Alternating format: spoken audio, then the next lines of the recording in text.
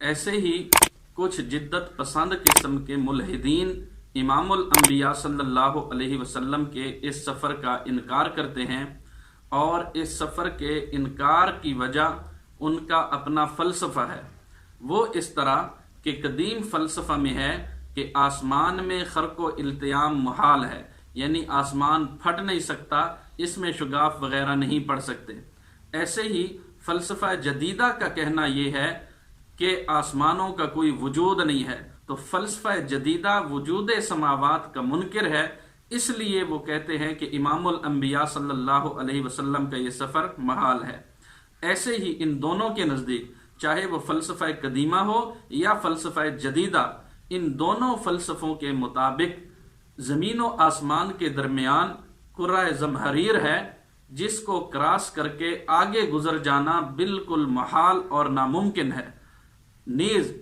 جس میں ثقیل اس قدر بلند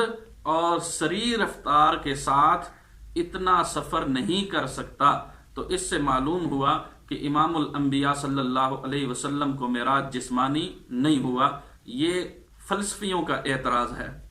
تو یہ اعتراض محض عقل پہ مبنی ہے، اس اعتراض کی کوئی حیثیت نہیں ہے، اور عقلی طور پر بھی اس اعتراض کے جواب آپ کی خدمت میں رکھوں گا۔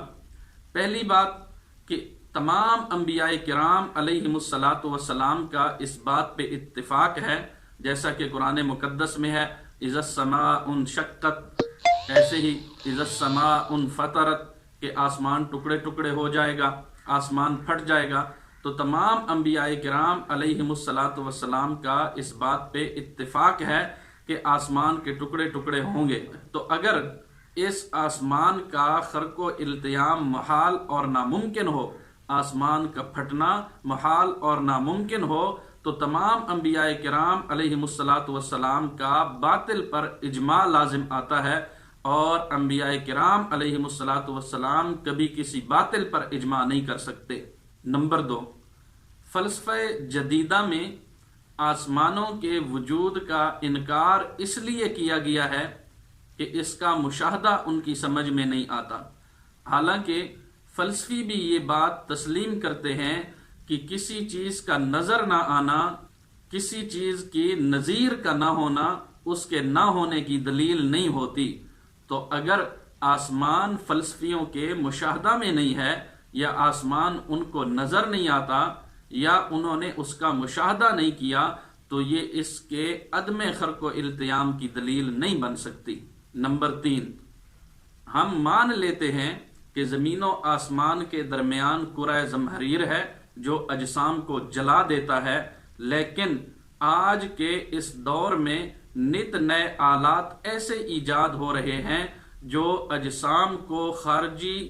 حرارت و برودت سے محفوظ رکھتے ہیں۔ تو یہ آج کے انسانوں کے، سائنسدانوں کے بنائے ہوئے آلات اگر کسی جسم کو حرارت اور برودت کے اثرات سے بچا سکتے ہیں،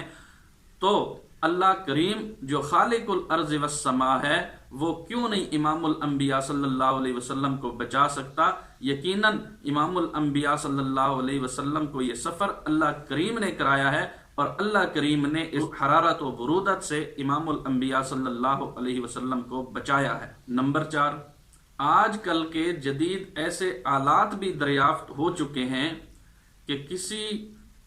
منزل میں 100 یا اس سے بھی زائد بالا خانے ہوں، تو اس کے شروع میں لفٹ لگاتے ہیں، اور ایک بٹن دبانے پر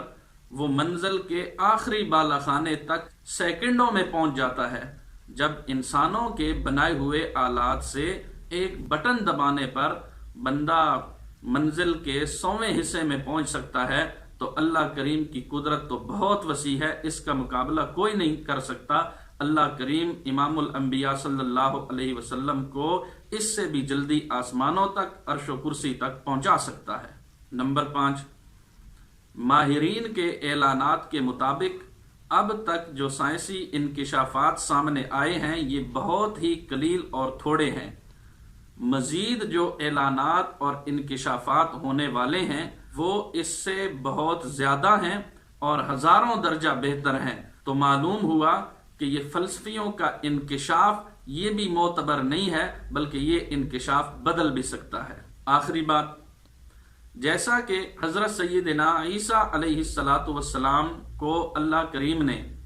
زندہ آسمانوں پہ اٹھا لیا ہے، اور قرب قیامت جناب سیدنا عیسیٰ علیہ السلام دوبارہ تشریف لائیں گے اور امام الانبیاء صلی اللہ علیہ وسلم کی نبوت و شریعت کا چرچا کریں گے، بالکل اسی طرح اللہ کریم نے امام الانبیاء صلی اللہ علیہ وسلم کو ہجرت سے پہلے مکہ کی سرزمین سے بیت المقدس تک پہنچایا، اور پھر وہاں سے اللہ کریم نے آسمانوں پہ اٹھایا اور امام الانبیاء صلی اللہ علیہ وسلم کو معراج کرائی۔ معراج کے متعلق کچھ معروضات انشاءاللہ آئندہ کی نشست میں بیان ہوں۔